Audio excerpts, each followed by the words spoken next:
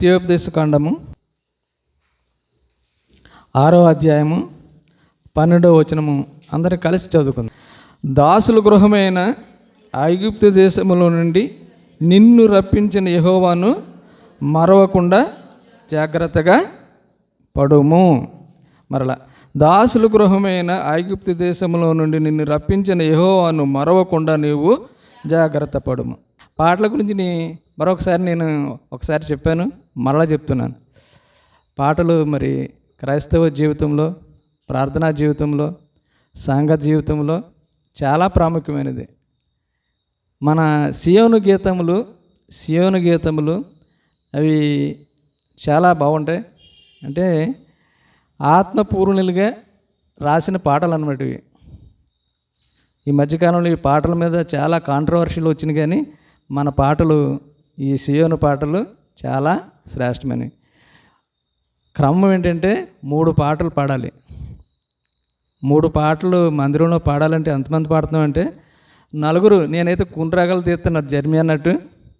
మిగతా వాళ్ళు బాగానే గట్టిగానే పాడుతున్నారు, మిగతా వాళ్ళు కొంతమంది రావట్లేదు. అందుకు మనం ఏం చేస్తున్నాం, మళ్ళీ 2 పాటలు. ఆరాధన వర్తమానం అయిపోయిన వెంటనే ఒక పాట అందుకుంటున్నాం, తర్వాత లేచి ఒక పాట పాడుతున్నాం. ఈ పాటలు ఏంటంటే పల్లవి చరణం అంతేనా అనుకుంటున్నాం. ఇంతకుముందు తిమోతి గారు అనేవారంటే, అంటే మన జయశ్రీరావు గారు ఒకసారి మీటింగ్లో చెప్పారు, పల్లవి చరణం పాడండి అనేవారట. వెంటనే తిమోతి గారు అనేవారంటే, లేదు మొత్తం పాట అంతా పాడాలి అనేవారట. పాట అంతా పాడితే అది వర్తమానమే. మన పాటలు కూడా వర్తమానాలు అవి. అర్థమైందా? కాబట్టి ముందు 3 పాటలు పాడటానికి అందరూ రెడీగా రావాలని మనం చేస్తాం. ఎందుకంటే మనం చెప్పగా క్రమం మనకు పెరిగింది. ఇప్పుడు వరకు కూడా చాలామంది వచ్చేవారు కాదు, కానీ మొదటి వర్తమానానికి చాలామంది వస్తున్నారు. అంతకంటే ముందుగా పాటలు పాడటానికి కూడా అందరూ రావాలని ప్రభు పేరట, నేను కాదు చెప్పేది, ఇది ప్రభు పేరట అందరినీ వేడుకుంటున్నాను. అదొకటి మనవి. అలాగే ఆరాధన గురించి కూడా జర్మి మరొకసారి చెప్తున్నాను. ఈవేళ పురుషులు చేయాలని అడిగిన, అది నాకు ఏమనిపించిందంటే, మేము యోగ్యులం అనుకున్నాం. ఎందుకు అనుకున్నానంటే, మేము ఆదివారం వస్తున్నాం, త్వరగా వచ్చాం, పర్వాలేదు యోగ్యులం అనుకున్నాం. అయితే జర్మీ ఉద్దేశం ఏముంటుందంటే, నేనేమనుకున్నానంటే, మంగళవారము శుక్రవారం స్త్రీలు వచ్చి మందిరంలో నేను లైవ్ చూస్తుంటాను, అప్పుడప్పుడు ఒక్కొక్కరు అరగంట ప్రార్థన చేస్తున్నారు. నేను ఇంటికాడ ఉండి ఇప్పుడు ఇంకా రావట్లేదు ఏంటి ఆకలేస్తుంది అనుకుంటూ ఉంటాను. అప్పుడు ఎవరో ఒకరు ఎత్తుకుని ప్రార్థన చేస్తున్నారు, ఆ ప్రార్థన అవ్వట్లేదు. కాబట్టి వాళ్ళకి ఆరాధన చేయకపోయినా వాళ్ళకి పెద్ద అనిపించదు, అంతేనా? ఇవి వాస్తవాలు. ఇవి నేను చెప్పేవి ఏంటంటే వాస్తవాలే. కానీ అందరూ ఆరాధన చేయడానికి ఏం కావాలా? సమయం కావాలి. కాబట్టి 10:30 అంటున్నారు, కాబట్టి 10:30కి వస్తే అందరికీ సమయం ఇవ్వబడుతుంది అనమాట. ఎందుకంటే 11 గంటలకి మొదలుపెట్టి మరి కనీసం 2 గంటలన్నా మందిరంలో ఉండాలి కదా. మందిరంలో కనీసం 2 గంటలన్నా ఉండాలా? ఆ 2 గంటలు లేకుండా అరగంటలోనే మనం వెళ్ళిపోదామంటే అది మరి ఆదివారం ఆరాధన అనిపించుకోదేమని నా ఉద్దేశం. కాబట్టి పెందలాడ రావడానికి, పాటల టయానికి రావడానికి మనం ప్రయత్నం చేస్తూనే ఉన్నాం. అందులో అలా మొఖమాటం లేదు, ప్రయత్నం చేస్తున్నాం. కానీ మరి సాతానుడు ఏం చేస్తాడంటే, ఆ టైంలోనే పనులు పెడతాడు ఎక్కువ. అవునా? వీళ్ళ పాటలు పాడటానికి వెళ్ళకూడదు అని సాతానుడు ఏదో క్రియ ఆ టైంలో జరిపిస్తుంటాడు. కాబట్టి రాలేకపోతున్నామని మనం అనుకుంటున్నాం. కాబట్టి ప్రయత్నం చేద్దాం. ఇక్కడ 12వ వచనంలో, దాసుల గృహమైన ఐగుప్తు దేశంలో నుండి నిన్ను రప్పించిన యెహోవాను మరవకుండా జాగ్రత్త. దాసుల గృహం, ఇది ద్వితీయోపదేశ కాండం అంటే దాని అర్థం అదే, రెండోసారి ఉపదేశం చేయటం. మోషే గారు రెండోసారి మరలా చెప్తాం అనమాట. నిర్గమకాండం నుంచి మొదలై మనకు ఆయన చెప్పుకుంటూ వస్తుంటాడు. మరల ఇక్కడికి వచ్చేటప్పటికి కానాను దేశానికి వెళుతుంట సమయంలో ఒక సెకండ్ జనరేషన్కి మోషే గారు మరలా చెప్తున్నాడు అనమాట. ఏం చెప్తున్నాడు? దాసుల గృహమైన ఐగుప్తులో నుండి నిన్ను రప్పించిన యెహోవాను మరవకుండా జాగ్రత్త. ఎందుకంటే మీరు ఐగుప్తు దేశంలో ఎలా ఉన్నారు? దాసులు అంటే స్వతంత్రం ఉండదు. వాళ్ళు ఏది చెప్తే అది చేయాలి.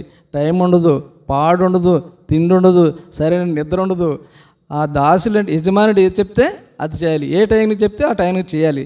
అలాంటి పరిస్థితి మన ఎంత పని చెప్తే అంత పని చేయాలి. ఈ చిన్న చిన్న పనులు కాదు, ఇటుక బట్టీల్లో పని చేయటం, మీ గృహాలు కట్టడం, అలాంటి భయంకరమైన గట్టి అని పనులు అనమాట. అలాంటి పనులు ఏడ్చారంట వాళ్ళు. అక్కడ దాసులుగా ఉంటూ ఏడ్చారంట, మమ్మల్ని రక్షించి దేవా దేవా అని ప్రార్థన వాళ్ళ మొర విన్నాడంట, మూలుగు విన్నాడంట దేవుడు. విని వాళ్ళని నడిపించాడు. ఎన్ని సంవత్సరాలు? 40 సంవత్సరాలు. 40 సంవత్సరాలు కూడా అద్భుతమైన రీతిలో వాళ్ళని నడిపించిన విధానం మనకు తెలుసు మోషే ద్వారా. అయితే ఇక్కడ ఏమంటాడు? దాసుల గృహమైన ఐగుప్తులో నుండి రప్పించిన యెహోవాను ఆయన ఎలా రప్పించాడట? పక్షిరాజు తన రెక్కల మీద తన బిడ్డలని ఎలాగైతే తీసుకొస్తుందో అలాగా ఐగుప్తు దేశం నుండి కానాను దేశం వరకు అలాగా తీసుకొచ్చినట్లుగా చెప్తుంటారు. అయితే ఇక్కడ ఈ భాగంలో 6వ అధ్యాయం 4వ వచనంలో అంటాడు కదా, ఇశ్రాయేలు వినుము, మన దేవుడైన యెహోవా అద్వితీయుడగు యెహోవా, నీ పూర్ణ హృదయముతోను, నీ పూర్ణ ఆత్మతోను, నీ పూర్ణ శక్తితోను నీ దేవుడైన యెహోవాను ప్రేమించుము. నేను నీకు ఆజ్ఞాపించు ఈ మాటలు నీ హృదయంలో ఉండవాలని. ఎక్కడ ఉండాలట? ఆయన చెప్పిన మాటలు, ఆయన ఆజ్ఞలు, ఆయన మాటలు, ఆయన వాక్యాలు ఎక్కడ ఉండాలట? హృదయంలో ఉండాలి, బుర్రలో కాదు. బుర్రలో ఉంటే మనం బాగానే పలకగలం, చెప్పగలం, కానీ హృదయంలో ఉంటే మాత్రం భద్రంగా ఉంటాయి అనమాట. ఎలాగ ఉండాలట? హృదయంలో ఉండాలి. యెషయా గ్రంథంలో ఏమంటాడు ఆయన? యెషయా గ్రంథంలో ఈ ప్రజలు 29:13 యెషయా గ్రంథం 29:13 అంటాడు కదా, ఈ ప్రజలు నోటి మాటలతో నా యొద్దకు వచ్చుచున్నారు, కానీ హృదయములు నాకు దూరం. అది యెషయా భక్తుడు చెప్పిన మాట ఏంటంటే, మన హృదయాలు ఎక్కడ ఉన్నాయంటే దూరంగా ఉన్నాయంట దేవునికి. ఈయనేమన్నాడు? నా మాటలు మీ హృదయంలో ఉంచుకోమంటున్నాడు. అలాగే నీవు నీ కుమారులకు వాటిని అభ్యసింపచేసి ఇంకేం చేయాలంటే, నీ ఇంట కూర్చుండినప్పుడును, త్రోవను నడిచినప్పుడును, పండుకున్నప్పుడును, లేచినప్పుడును వాటిని గూర్చి మాట్లాడవలను. సూచనగా వాటిని ఏం చేయాలంటే చేతికి కట్టుకునవలను. అవి నీ కన్నుల నడుమ బాసికము వలె ఉండవలను. నీ ఇంటి ద్వార బంధముల మీదను, నీ గౌను మీదను వాటిని అవి ఎక్కడ పడితే అక్కడ ఉండాలి. మన ఇళ్ళల్లో, మన హృదయాల్లో ఉండాలి ఫస్ట్. ఇంకెక్కడ ఉండాలి? చేతి మడికట్టి కట్టుకోవాలట, నొచ్చుటూ ఉండాలంట, బాసికంగా ఇంట్లో ఉండాలంట మన మాటలు, ఆయన మాటలు. ఇంకేమంటాడు? 10వ వచనంలో అంటాడు కదా, నీ దేవుడని యెహోవా నీ పితరుడైన అబ్రహాము, ఇస్సాకు, యాకోబులతో చేసిన ప్రమాణమును బట్టి నిన్ను ఆ దేశంలో ప్రవేశపెట్టి అక్కడ నిన్ను కనాను దేశంలో ప్రవేశపెట్టబోతున్నాడు దేవుడు.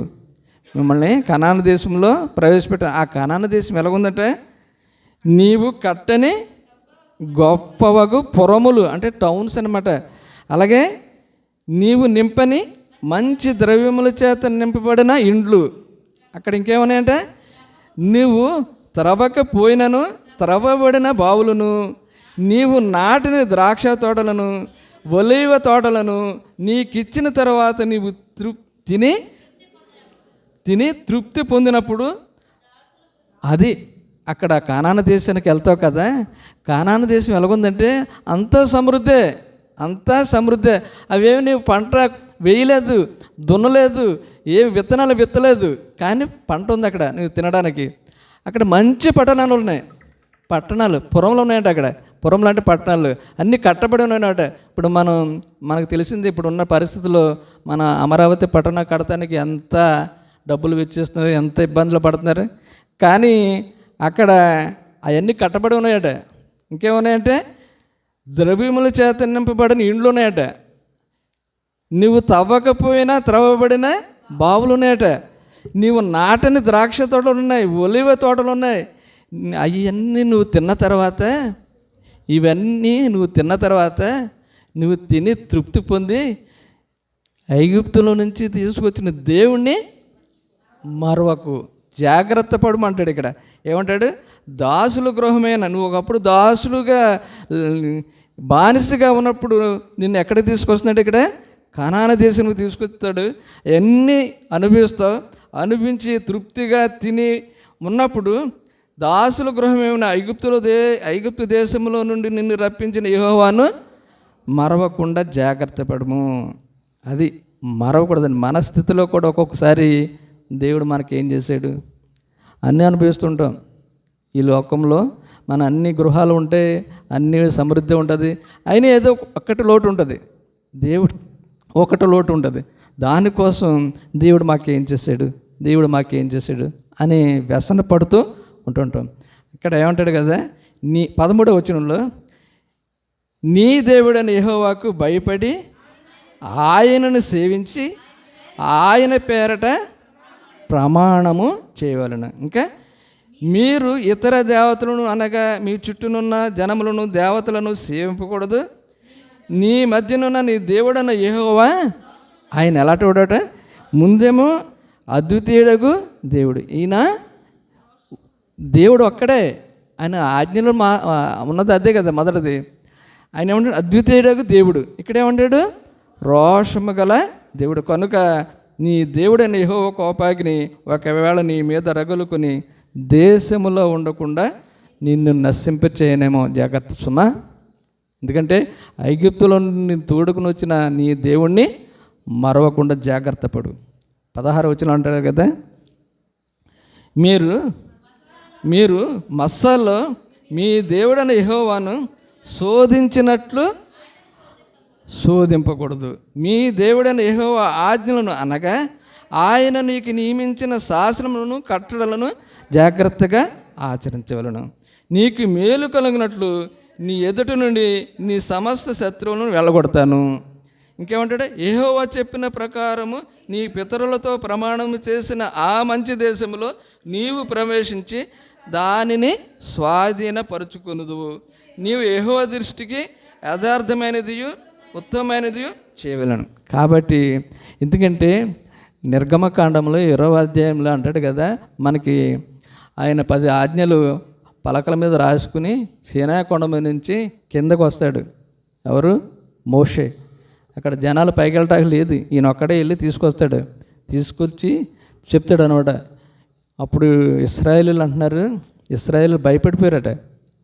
ఆ శబ్దానికి, ఆ ఉరుములకి, ఆ కాంతికి, ఆ సీనాయి కొండ మీద ఉన్నటువంటి కాంతికి, ఆ శబ్దాలకి ధ్వనిలట, వాటికి వీళ్ళ కిందున్న పురంలో ఉన్న జనాలందరూ భయపడిపోయారట.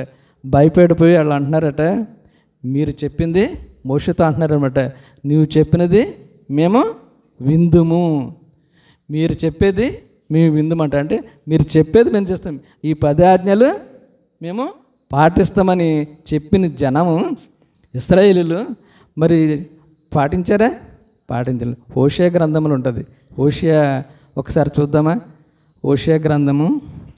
దేవుడు ఎంతగా బాధపడి హోషేయ ప్రవక్తని ఏమంటాడంటే, హోషేయ గ్రంథము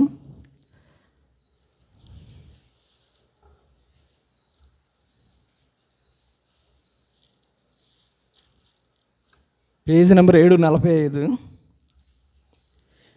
పేజీ నెంబర్ 745.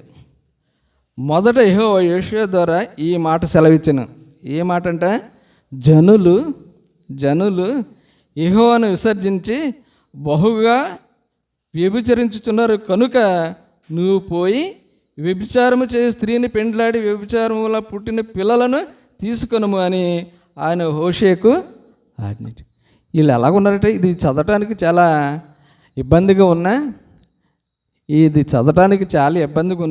కానీ దేవుడు హోషేకి ఎంత భయంకరమైన శిక్ష కదా అది ఆజ్ఞ. ఆయన ఎలా చేయమన్నాడు, ఆయన అనుభవించి వాళ్ళని మార్చాలట. ఎందుకంటే అక్కడున్న జనం దేవుణ్ణి విసర్జించారంట. ఆ ఐగుప్తు నుండి తీసుకొచ్చిన ఆ జనాలు దేవుని మాటను పెడచెవిని పెట్టి ఆయనని విసర్జించి విభిచారం వాళ్ళు వృత్తిగా చేసుకుని జీవిస్తున్నటువంటి ఆ జనాంగాన్ని దగ్గరికి వెళ్ళి అందులో విభిచరించుతున్న ఒక స్త్రీని నువ్వు పెండ్లి చేసుకోవాలి. పెండ్లి చేసుకున్నాడు. పెండ్లి చేసుకుని 3 పిల్లలను కన్నాడు. 2 మగపిల్లలు, 1 ఆడపిల్ల. వాళ్ళ పేర్లు కూడా చాలా, అది చదివితే చాలా బాగుంటుంది. చదువు మంచి గ్రంథం అది. హోషేయ చిన్న గ్రంథమే కానీ మంచి గ్రంథం అది. 3 పిల్లలను కంటాడు. మరలా ఆవిడ యథాస్థితికి వెళ్ళిపోద్ది. యథాస్థితికి వెళ్ళినప్పుడు మళ్ళీ దేవుడు అంటాడు, నువ్వు మరలా ఆవిడని చేర్చుకోమన్నప్పుడు ఈయన వెళ్ళి ఆవిడ దగ్గరికి వెళ్ళి అంటాడు, వెండి బంగారం ఇచ్చి ఆవిడ కొనుక్కున్నాడట. అయితే దేవాది దేవుడు నన్ను కూడా ఆయన కొనుక్కున్నాడు. ఎలా కొనుక్కున్నాడు? ఆయన స్వరక్తం ఇచ్చి మనల్ని కొన్నాడు. అక్కడ వెండి బంగారం ఇచ్చి ఆవిడ కొనుక్కున్నాడు. కానీ దేవాది దేవుడు మనల్ని ఎలా కొనుక్కున్నాడు? ఆయన స్వరక్తం ఇచ్చి మనల్ని కొన్నాడు. ప్రియమైన వాళ్ళు, మరి మోషే మరలా అంటున్నాడు కదా, దాసుల గృహమైన ఐగుప్తులో నుండి నిన్ను రప్పించిన యెహోవాను మరవకుండా జాగ్రత్త పడు. కాబట్టి దేవాది దేవుడు మన కొరకు, మన పట్ల తన చూపిన ప్రేమను బట్టి మనం ఆయనని మరిచేవారముగా ఉండకూడదని తెలియజేస్తుంది. ఇక్కడ మీరు మస్సాలో మీ దేవుడిని యెహోవాను శోధించినట్లు ఆయన శోధింపకూడదని 6వ అధ్యాయము 16వ వచనం అంటారు. మస్సాలో ఎలా శోధించారంటే ఇశ్రాయేలీయులు దేవాది దేవుడు మోషే ద్వారా నడిపిస్తున్న విధానంలో వాళ్ళకి మన్నానిచ్చాడు. ఆహారానికి లోటు లేదు. మాంసం కావాలంటే పూరోళ్ళు ఇచ్చాడు. అలాగే వాళ్ళ బట్టలు పాతకిల్లలేదట, చెప్పువారు తెగలేదట. ఎన్నో 40 దినాలు అలాగే ఉన్నారు. వాళ్ళు చక్కగా ఉన్నా సరే వాళ్ళు సనుగుడు. అక్కడ మస్సాలు ఎలా చేశారట, అక్కడ వాటర్ లేదు, నీళ్ళు లేకపోతే మాకు నీళ్ళు లేవు అంటే అయ్యో ఐగుప్తులో సమృద్ధి నీరు ఉండేది, మేము అక్కడ చచ్చిపోదు, ఇక్కడ తీసుకొచ్చి మా అమ్మలను, మా పిల్లలను, మా పశువులను ఇక్కడ చంపేస్తావు ఏంటి అని మోషేని సనుగుకున్నాడు. మోషే అంటాడు, వీళ్ళు కొంతసేపు ఉంటే నాకు చంపేలాగున్నారు, నన్ను కొట్టేలాగున్నారు. ఏంటి ప్రభు అంటే, కర్ర తీసుకుని రాయి కొట్టు, రాళ్ళలో నీళ్ళు వస్తాయన్నారు. అప్పుడు వాళ్ళ వాదనను బట్టి ఆ మాట ఒక్కసారి చదువుదాం, బాగుంటుంది అది.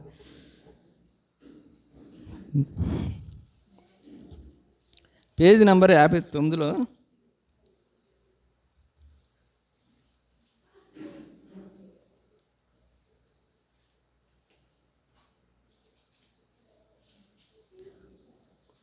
17:7.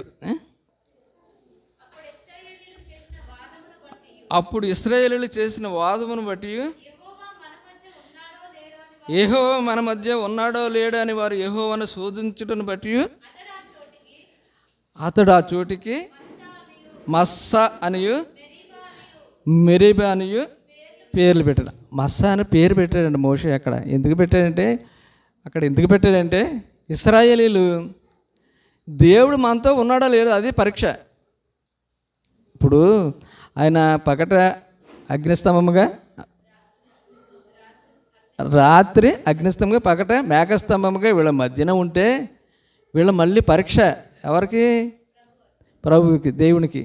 ఆయన మన మధ్యన ఉన్నాడా లేడా, ఆయన మధ్యన ఉన్నాడా లేడని మరీ పరీక్ష. ఆ నీళ్ళు కావాలి, నీళ్ళు ఇవ్వమన్నారు. అప్పుడు మళ్ళీ నీళ్ళు వచ్చినాయి. అదే వాళ్ళ వాదన బట్టి ఏం తెలిసిందంటే అక్కడ దేవుడు మన మధ్యన ఉన్నాడో లేదు. అలాంటి పరీక్షలు కూడా చేస్తాడు అన్నమాట ఇశ్రాయేలీయులు. మనం కూడా అలా చేస్తున్నామా లేదా? చేస్తున్నాం. ఎందుకంటే మరి మందిరంలో దేవుడు ఉంటాడనే కదా మనం ఇక్కడికి వస్తున్నాం. ఎవరిద్దరి మధ్య ఇద్దరు ముగ్గురు నా నామాన్ని స్తుతించారు, కూడి స్తుతించారు, అక్కడ వారి మధ్యన నేను ఉంటానంటే మనం విశ్వసిస్తున్నావా? మన మధ్యన ఉన్నాడా లేడా? ఉన్నాడా కదా, ఉన్నారని మనం విశ్వసించాలి కదా. ఉంటే మరి అందరూ వేగంగా రావాలి కదా, త్వరగా రావాలి కదా. అంటే మనకు విశ్వాసం, మనం కూడా ఇశ్రాయేలులాగా మన వాదన బట్టి ఏమవుతుంది అక్కడ? ఆయన ఉన్నాడా లేదా? ఉంటాడులే, ఉంటే మన కొరకు ఉంటాడా, తర్వాత వెళ్ళి వస్తాడా అని అనుకుంటున్నామా? ఏమీ కాదు. ఇక్కడ ఏమంటారంటే, అప్పుడు ఇశ్రాయేలీయులు చేసిన వాదమును బట్టి యెహోవా మన మధ్య ఉన్నాడో లేడో అని వారు యెహోవాను శోధించారంట. వాళ్ళు దేవుడు మన మధ్యన ఉన్నాడో లేడని శోధన. కాబట్టి మనం అలాగా శోధించకూడదంట. మీరు మసాలా శోధించినట్లు ఇక్కడ శోధించకూడదు నాయన అని ఇశ్రాయేలుకి ఎవరు చెప్తున్నారు? మోషే మరొకసారి ఉపదేశం చేస్తున్నాడు అనమాట. కాబట్టి ఈ స్థితిలో మనం ఏ స్థితిలో ఉన్నామో మనం ఒకసారి గమనించుకోవాలి. ఎందుకంటే తీతు పత్రికలో మనకి అపోస్తుడైన పౌలు కొన్ని మాటలు చెప్పాడు. తీతు గ్రంథంలో అపోస్తుడైన పౌలు కొన్ని మాటలు చెప్పాడు. అవి ఒకసారి చూసి ముగించుకుందాం.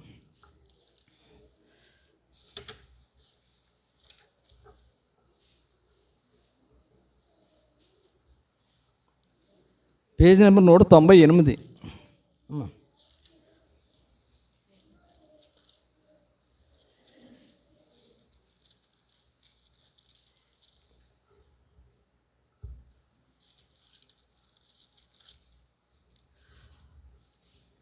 3వ అధ్యాయము 3వ వచనం 4వ వచనం. ఎందుకనక మనము కూడా మునుపు అవివేకులమును అవిధేయములను మోసపోయిన వారమును నానా విధములైన దురాశలకును భోగములకును దాసులమై ఉండి దుష్టత్వమునందును అసూయందును కాలము గడుపుచు అసహ్యులమై ఒకరినొకడు ద్వేషించుచు ఉంటిమి. కానీ మన రక్షకుడైన దేవుని యొక్క దయయు మానవుల ఎడల ఆయనకున్న ప్రేమయు ప్రత్యక్షమైనప్పుడు మనము నీతిని అనుసరించి చేసిన క్రియ మూలము కాక తన కనికరము చెప్పిన పునర్జన్మ సంబంధమైన స్నానము ద్వారాను పరిశుద్ధాత్మ మనకు నూతన శుభము కలుగు చేయడం ద్వారాను మనులను రక్షించిన. అది మన పరిస్థితి ఏంటి? అంత దుష్టులు అన్నమాట, అంత పనికి మనవలం అంట, అవివేకులు అంట, అవిధేయులు అంట, మోసపోయిన వారు నానా విధములైన దురాశులకును భోగములకును దాసులమై ఉన్నమాట. దుష్టత్వమనందును అసూయందును కాలము గడిపే వరముగా ఉన్నమాట. అసహ్యులమై ఒకరినొకడు దేశించుకున్న స్థితిలో మనం ఉన్నప్పుడు కూడా దేవుడు తన కృప చెప్పిన మనల్ని రక్షించడానికి వచ్చాడు. ఎందుకంటే 2వ అధ్యాయంలో కొన్ని మాటలు ఉంటాయి. ఆయన మానవులు విశ్వాసులు ఎలా ఉండాలి అనేది, ఎలా ఉండకూడదు, ఎలా ఉండాలని తీతుకు చెప్తూ అపోస్తలుడైన పౌలు కొన్ని మాటలు అవి కూడా చదివి ముగించుకుంది. తీతుకు రాసిన పత్రిక 2వ అధ్యాయము. అంటే ఇక్కడ వృద్ధులు ఎలాగుండాలి, యవనస్తులు ఎలాగుండాలి, స్త్రీలు ఎలాగుండాలి, పురుషులు ఎలాగుండాలి అని ఇక్కడ రాయబడింది. 2వ అధ్యాయమే. నీవు హితబోధలకు అనుకూలమైన సంగతులను బోధించుము. ఎలాగనగా వృద్ధులను, మితానుభవము గలవారును, మాన్యులను, స్వస్థ బుద్ధి గలవారును, విశ్వాస ప్రేమ సహముల యందు లోపములు లేనివారై ఉండవలను. అది వాళ్ళు ఎలా ఉండాలంటే వృద్ధులు విశ్వాస ప్రేమ సహనముల యందు లోపము లేనివారై ఉండవలను. అలాగే వృద్ధ స్త్రీలు కుండికత్తులు మిగులు మద్యపాన ఆసక్తులనై ఉండక ప్రవర్తన యందు భయభక్తులు గలవారే ఉండవలను. దేవుని వాక్యము దూషింపబడకుండానట్లు యవన స్త్రీలు తమ భర్తలకు లోబడి ఉండి తమ భర్తలను శిశువులను ప్రేమించువారును స్వస్థ బుద్ధి గలవారును అపవిత్రులను ఇంటి ఉండి పని చేసుకుని వారును మంచివారునై ఉండవలను. అది వాళ్ళు ఎలా ఉండాలంటే మంచివారు ఉండవలను, బుద్ధి చెప్పుచు మంచి ఉపదేశములై ఉండవలను అని బోధించుము.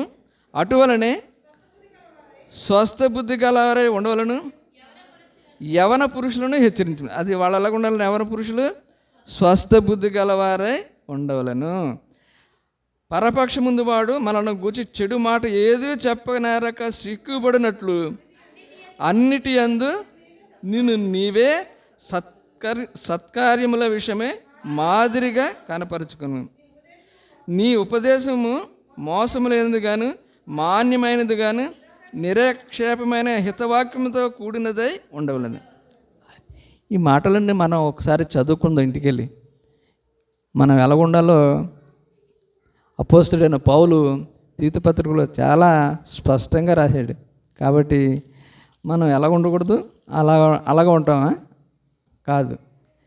ఒకప్పుడు అంటే ఎందుకన్నా మనము కూడా మునుపు అవివేకమును అవిధేయములను మోసపోయిన వారము నానా విధములను దురాశలకు భోగములకు దాసులై ఉండి దుష్టత్వమందును అసూయందును కాలము గడుపుచు అసహ్యులమై ఒకరినొకడు ద్వేషించుంటు కానీ మన రక్షకుడైన దేవుని యొక్క దయ మానవుల ఎడల ఆయనకున్న ప్రేమ ప్రత్యక్షమైనప్పుడు మనము నీతిని అనుసరించి చేసిన క్రియమూలము కాక తన కనికరము చెప్పుననే పునర్జన్మ సంబంధమైన స్నానము ద్వారాను పరిశుద్ధాత్మ మనకు నూతన స్వభావం కలుగ చేయుట ద్వారాను మనలను రక్షించిన ప్రియమైన వాళ్ళరా,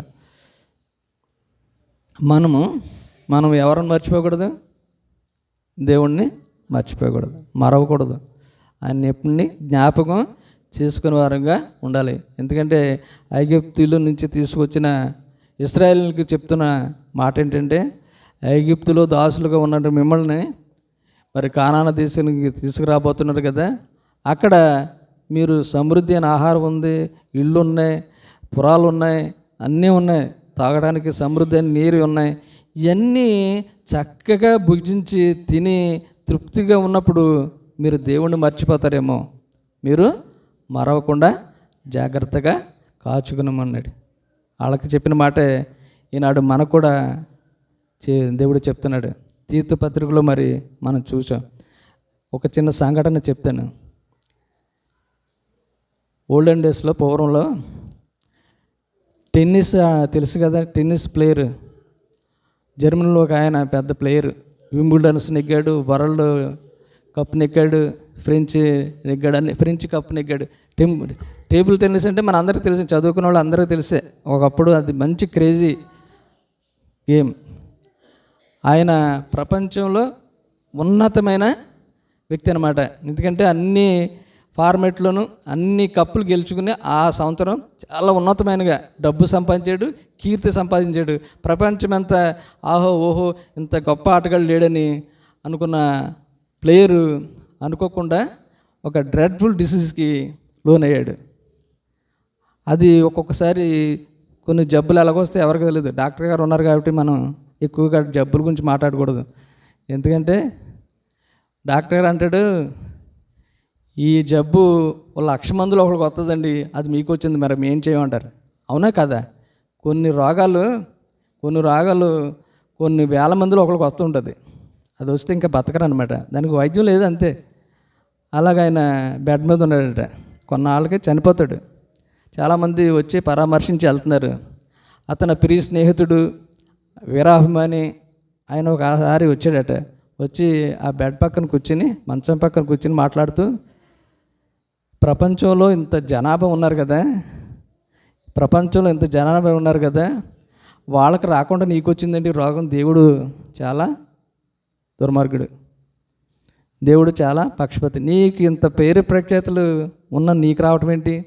ప్రపంచంలో కోట్లాది మంది జనాలు ఉన్నారు, వాళ్ళకి రాకుండా నీకు రావటం ఏంటి అని అన్నప్పుడు అతను కళ్ళంట నీళ్ళు వచ్చినాయంట. అతను ఒక మాట అన్నాడట.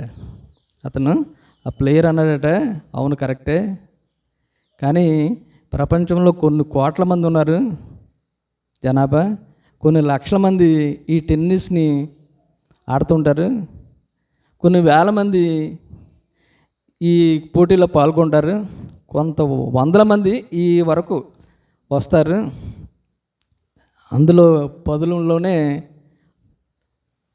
మ్యాచ్కి వస్తుంటారు, వరల్డ్ కప్కి ఇలా వాటికి.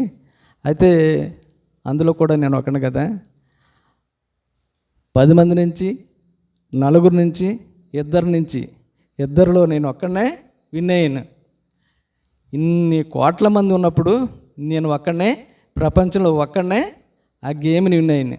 ఆ ఆటలో ఏకైక వ్యక్తిగా నేను విన్ అయ్యాను. అప్పుడు అందరూ నన్ను జేజేలు కొట్టారు, డబ్బులు ఇచ్చారు. ఆ ప్రైజ్ మనీ చాలా కోట్లలో ఉంటుంది. అది టెన్నిస్, వింబుల్డన్, ఫ్రెంచ్ ఓపెన్, కొన్ని గేమ్స్ ఉంటాయి, అవి కోట్లలో ఉంటాయి అన్నమాట. అంత డబ్బు నాకు వచ్చింది, అంత కీర్తి నాకే వచ్చింది.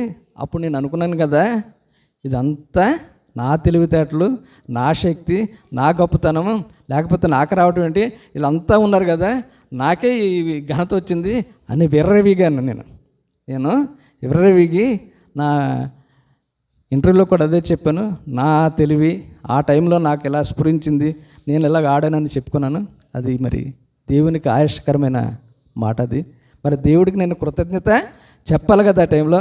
దేవా, ఇంతమంది ఉండగా నన్ను ఎన్నుకున్నావు, నన్ను గొప్ప చేసావు అని దేవునికి కృతజ్ఞత ఆవేళ నేను చెప్పుంటే ఈనాడు దేవా నాకెందుకు ఈ శిక్ష వేసావు అని అడగడానికి నేను సామర్థ్యం అని బోరు నడిచాడట. కాబట్టి మనం దేవుడు చేసిన మన మేలుల్ని ఎప్పుడూ మరవకూడదు. అదే చెప్తున్నాడు. మీరు ఐగుప్తులో నుండి, ఐగుప్తుల పరిస్థితి ఏంటి? చాలా భయంకరమైన పరిస్థితి కదా. బానిసలు అంటే ఎంత భయంకరమైన పరిస్థితి అంటే వాళ్ళకి స్వేచ్ఛ ఉండదు, సరైన తిండి ఉండదు, వాళ్ళ సమృద్ధి. ఇప్పుడు మన కంట్రీలో కాబట్టి మనం స్వేచ్ఛగా ఉంటున్నాం, కొంతమంది క్లాస్ 4గా వెళుతుంటారు దుబాయ్ ఇలాంటి కంట్రీల్లో. వాళ్ళు చాలా ఇబ్బందులు పడుతుంటారు. డబ్బు అయితే సంపాదించు కానీ వాళ్ళకి స్వేచ్ఛ ఉండదు, మాట్లాడుకునే తీరిక ఉండదు. అలాంటి పరిస్థితి, అంతకంటే భయంకరమైన పరిస్థితి అనమాట ఐగుప్తులో ఇశ్రాయేలుల పరిస్థితి. వాళ్ళ మొర దేవుడు విని వాళ్ళని తీసుకొచ్చి కనాను దేశంలో ప్రవేశపెట్టినప్పుడు, మీరు కనాను దేశంలో మీరు సమృద్ధిగా చక్కగా తిని తవిసి ఉన్నప్పుడు దేవుణ్ణి మరొకడు. అదే మాట, దాసుల గృహమైన ఐగుప్తు దేశంలో నుండి నిన్ను రప్పించిన యెహోవాను మరవకుండా జాగ్రత్త పడు. ఈనాడు మరి బలలో పాల్గొనడానికి ముందు దేవుడు మనకు అనేక మేలులు, అనేక రకాలుగా మనల్ని నడిపించుకుంటూ వస్తున్న దేవుణ్ణి మనం మరవకూడదు. మరిచామా? మరి దానికి కూడా ఆయన రోషము గల దేవుడు, ఆయన రోషము గల దేవుడు. ఇంకేంటి? దహించే అగ్ని. అవునా? కాబట్టి మన పరిస్థితిని ఒక్కసారి మననం చేసుకోవాలి. మనం దేవుణ్ణి మరిచేవారముగా ఉండకూడదు. అలాంటి స్థితిలో మనం ఉన్నప్పుడు బలలో పాల్గొనడానికి, ఎందుకంటే అపోస్తలుడైన పౌలు కొరింథీ పత్రిక 11లో ఏమంటాడు? ఒకసారి అది 23-24 11-23-24 జ్ఞాపకం చేసుకుని ఆ 2 వచనాలు చదివి ముగించుకుందాం.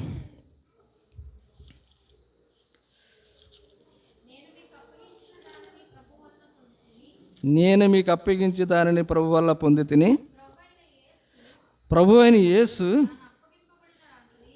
తాను అప్పగింపబడిన రాత్రి ఒక రొట్టెని ఎత్తుకొని కృతజ్ఞతాస్తుతులు చెల్లించి దానిని విరిచి, ఇది మీ కొరకే విరవబడిన నా శరీరము, నన్ను జ్ఞాపకం చేసుకున్నట్టుకే దీన్ని చేయుడని చెప్పిన. ఆ ప్రకారమే భోజనమైన పిమ్మట ఆయన పాత్రను ఎత్తుకొని, ఈ పాత్ర నా రక్తములైన క్రొత్త నిబంధన, మీరు దీనిలోనే త్రాగినప్పుడల్లా నన్ను జ్ఞాపకం చేసుకున్నట్టుగా దీన్ని తిన. అది మనం ఏం చేయాలి? మరవకూడదు, జ్ఞాపకం చేసుకోవాలి. ఎందుకంటే దేవాది దేవుడు నీ కొరకు నా కొరకు శరీరధారికి ఈ లోకానికి వచ్చి నీవు నేను పొందవలసిన శిక్షను, మీరు నేను చెల్లించిన వెలను ఆయన రక్తం ద్వారా మరి చెల్లించాడు. ఆయన మరణం పొంది సమాధి చేయబడి తిరిగి లేచాడు మన కొరకు. అది మన కొరకు ప్రియమైన వాళ్ళు, అది మనం మర్చిపోకూడదు. ఇక్కడ 23-24 చెప్తున్న మాట ఏంటంటే, అందులో పాల్గొంటాం, రొట్టెలో పాల్గొంటాం, ద్రాక్షల రసం. రొట్టె మన గ్రేసీ గారు, ఎస్ఐ గారు తయారు చేస్తారు కదా అనుకోకూడదు. అది అలా వివేచించకూడదు. అలాగ అనుకోవాలి, అది ఆయన శరీరము, అది ఆయన రక్తమని జ్ఞాపకం చేసుకోవాలి. ఆయన చివరి రక్త బొట్టు వరకు మన కొరకు కార్చాడు. ఆయన శరీరాన్ని నలగ కొట్టించుకున్నాడు. మరి అలాంటి స్థితిలో ఆయన మనకి గొప్ప రక్షణ ఇచ్చాడు కదా. ఆ రక్షణ మనం మర్చిపోకూడదు, అలా జ్ఞాపకం చేసుకోవాలి. మరి ఐగుప్తు నుంచి తీసుకొచ్చిన ఇశ్రాయేలీయులు ఏం మరవకూడదట? యెహోవాను మరవకుండా జ్ఞాపకం ఉంచుకోవాలి. మనం కూడా జ్ఞాపకం చేసుకోవాలని లేఖన భావన తెలియజేస్తుంది. కాబట్టి దేవుడి లేఖన భావన మన కొరకు దీవించును. ఆమేన్.